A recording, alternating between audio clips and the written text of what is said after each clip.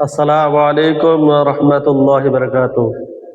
আলহামদুলিল্লাহ আলহামদুলিল্লাহি ওয়া কাফা ওয়া সালামুন আলা ইবাদিল্লাহি নাসতাফা আম্মা বা'দ।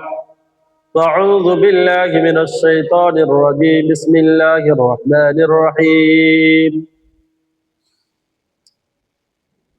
আকিমুস সালাত। সাদাকাল্লাহুল আযীম। ওয়া ক্বালা আন-নাবিয়্যু সাল্লাল্লাহু আলাইহি ওয়াসাল্লাম عن أبي أمامة قال قيل يا رسول الله يبعث قال ضعف الليل والآخر وظهر الصلاة المكتوبة রাউল হাদিস মুসলিম শরীফ 2 নম্বর খণ্ডে 41 নম্বর পৃষ্ঠায় আছে, নিচ থেকে উপরে 10 লাইন লাগবে। ভাই দোস্ত বুজুর্গ, আমরা এই মাহফিলে আসার জন্য বা একত্রিত হওয়ার জন্য তাই আমরা শুকরিয়া আলহামদুলিল্লাহ। তারপরে পরে বিশ্ব নবীর জনাবে মুহাম্মদ রাসূলুল্লাহ সাল্লাল্লাহু আলাইহি সাল্লাম তেনার উপরে লাখো কোটি দরুদ বর্ষিত হোক সবার সাল্লাল্লাহু আলাইহি ওয়াসাল্লাম। ভাই সকল, আজ আমি আপনাদের সামনে আল্লাহর কাছে যে আয়াতটা তুলে ধরেছি আল্লাহর ইবাদত করার জন্য, যে কিভাবে আমরা আল্লাহর কাছে চাইবো বা আল্লাহর কাছে ইবাদত করব, সেই সম্পর্কে আজকে আলোচনা করবো ইনশাআল্লাহ। ভাই দোস্ত বুজুর্গ, আমি যে আয়াত এবং হাদিসকে পরিবেশন করব, সেই আল্লাহ পাক সুবহানাহু ওয়া তাআলা আমার মুখের জবান থেকে যেন বার করে নেয়, তাই আমার তৌফিক দান করে বলে ইনশাআল্লাহ। আজকে আমার বায়ান বক্তব্য হবে নামাজ। কেননা আমরা নামাজ পড়তে যখন চলে আসতেছি, অনেক মানুষ দেখা যায় কোনো কিছুই জানে না।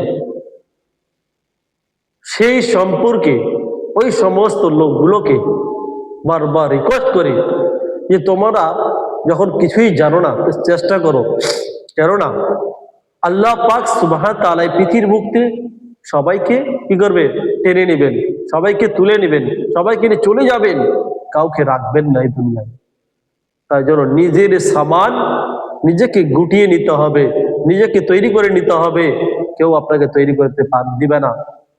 তার জন্য এই দুনিয়ায় যেরকম আমরা চলাফেরা করেছি, আল্লাহ পাক সুবহানাহু ওয়া তাআলা ওই খাদ্য খেয়ে ওই ভাবে চলে যে আল্লাহর কাছে যাব, মনে হয় গ্রহণযোগ্য হবে না আমাদের। আশা করা যে আল্লাহর কাছে যখন আমি কান্নাকাটি করব, আল্লাহর হুকুম যখন পালন করবো, আল্লাহর হুকুম আল্লাহ চাইবো আল্লাহর কাছে এসে, তো আল্লাহর কাছে যখন চাইবো সেই চাওয়াটা মনে হচ্ছে আল্লাহর কাছে গ্রহণযোগ্য হবে এবং সেই ইবাদত আল্লাহর কাছে গ্রহণযোগ্য হবে। সেইভাবে চাইতে হবে, চাওয়ার মতো চাইতে হবে। কিন্তু আমরা তাড়াহুড়ো করে নামাজ পড়তে আসতেছি, অনেকে কিছু জানি না যে দোয়া, দরুদ, আত্তাহিয়াতু, দায়মা সূরা বা দোয়া কুনুত আমাদের যেগুলো জানার দরকার নামাজ পড়তে গেলে, যেগুলো স্পেশাল জিনিস জানার দরকার, তো সেই জানার বিষয়ে আমাদের গুরুত্বপূর্ণ দিয়ে একটু ভালো ইমাম সাহেবের কাছে, আলেমের কাছে জেনে নেবো আমরা ইনশাআল্লাহ।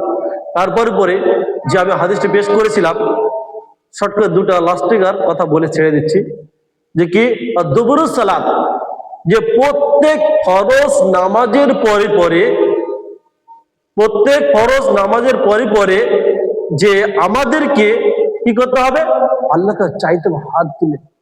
কিন্তু আমরা নামাজ তো সঠিক করে পড়ি না।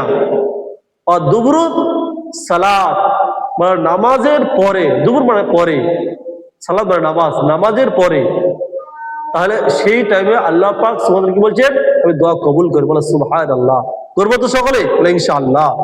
তো ভাই সকল, আমরা একটু বিনয় করে আল্লাহর কাছে